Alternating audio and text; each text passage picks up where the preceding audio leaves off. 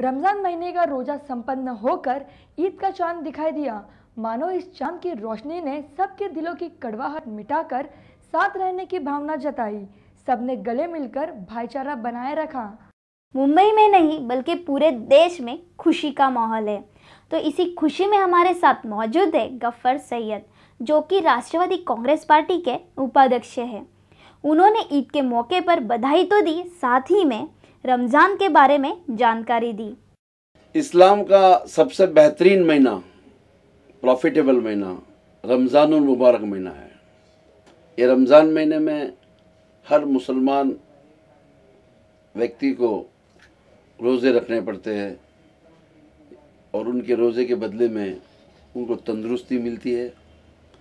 उनकी जो बुराइयां हैं वो सब दूर हो जाता है।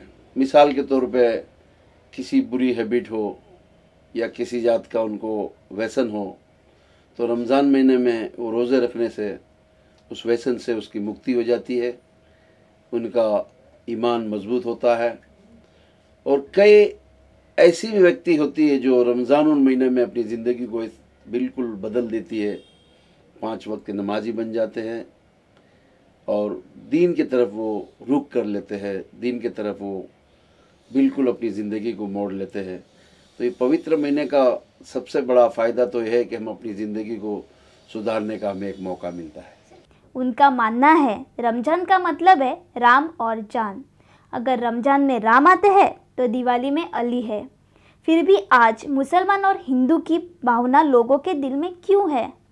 उन्होंने अपने मुसलमान भाइयों से नाराज़गी जताकर कहा कि हम अल्लाह के बंदे हैं तो इस भारत माता के बच्चे हैं और हमें वंदे मातरम कहने के लिए एतराज़ नहीं जताना चाहिए, बल्कि हमें गर्व से कहना चाहिए कि हम इस देश के नागरिक हैं। वंदे मातरम, मैं काफ़ी मुसलमानों से इस बात से थोड़ा नाराज़ हूँ। वो मेरे भाई है कि वंदे मातरम कहने के लिए वो नाराज़ होते हैं, लेकिन मैं उसे पूछता हूँ कि तुम पूरे दिन में 5 वक्त की नमाज पढ़ते हो और पक्के मुसलमान हो, तो अपनी पेशानी को कौन सी धरती पर रखते हो? वही भारत माता की धरती पे झुकाते हो। सर खुदा के सामने झुकता है, लेकिन सर टिकता किधर है? भारत की ज़मीन पे। और हम उसको बोलते हैं कि अल्लाह की हम इबादत करते हैं। अगर हम अल्लाह की इबादत करते हैं तो दिन में 101 बार हम भारत माता को ज़मीन पे ये माथा टेकते हैं।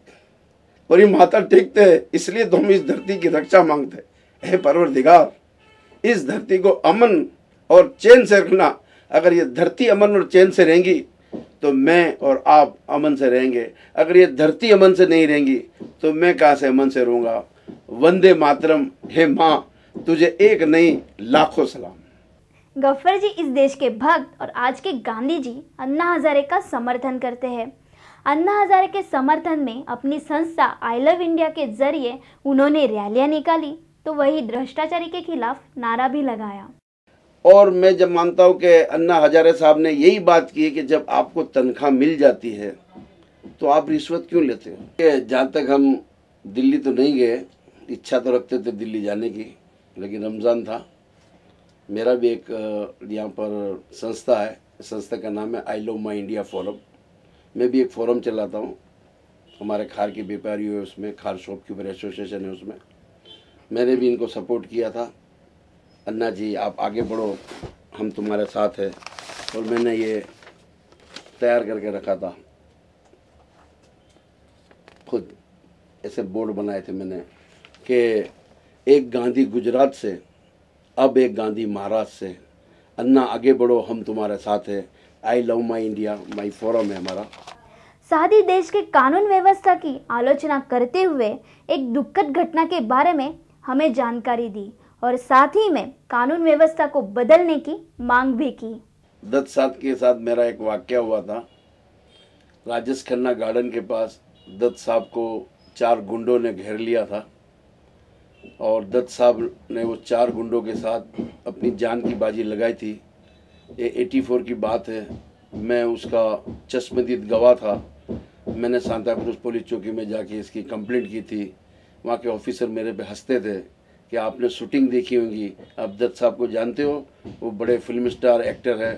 बोला हाँ साहब, को 4 गुंडे उठा के ले गए टैक्सी में, उसकी जान खतरे में है। और बाद में जब दत्त साहब खुद अपनी जान बचा के वहाँ आए, उसके घुटन में और पाँव में खून बह रहा था। शायद उनकी बेटी प्रिया दत्त उस टाइम बहुत छोटी थी। सांताक्रूज जू गार्डन के सामने पुलिस चौकी में मैंने कंप्लेंट लिखवाई थी, और उस टाइम पे ये केस 84 में दखल हुआ था, और 2004 में केस बोर्ड पे आया था।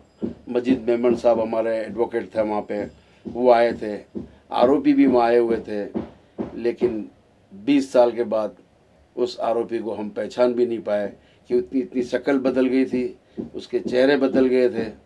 तो न्याय जितना जल्दी हो जाए उसको न्याय कहा जा सकता है। 20-22 साल तक अगर किसी को इंसाफ न मिले तो मैं समझता हूँ वो न्याय नहीं, वो उसके लिए अन्याय है। और हर इंसान को न्याय एक ही दिन में मिल जाए ये संभव नहीं, लेकिन न्याय की जो प्रतिक्रिया है उसमें कहीं ना कहीं सुधार होना चाहिए। गफ्फर जी का मानना है रोज़ा भूखे रहने से नहीं, बुरे कर्मों से, बुरी नज़र से, बुरे विचारों से छुटकारा पाने के लिए रखा जाता है। रोज़ा न सिर्फ भूख का रोज़ा नहीं होता है, आँखों का रोज़ा होता है, ज़बान का रोज़ा होता है, मन का रोज़ा होता है। रमज़ानुल मुबारक महीने में रोज़े का मतलब होता है अपने मन को मारना, अपने मन को काबू में रखना, अपने मन को अपने कंट्रोल में रखना। हम खुद हमारे घर में रहते हैं, घर में कोई नहीं रहता है, फ्रिज में पानी रहता है, शरबत रहता है, खाना भी रहता है, वहाँ तो कोई देखता नहीं है। लेकिन कोई देखे ना देखे, खुदा देख रहा है। उस खुदा के खौफ में, डर में वो चीज़ को हाथ नहीं लगाता है, अपने मन को मारता है, अपनी हैबिट को छोड़ता है। और जो अपने मन को मारता है बस वही रोज़ा है। और यही खुशी हम एक दूसरे को मुबारकबाद कहकर आपस में भाईचारा बांटते हैं।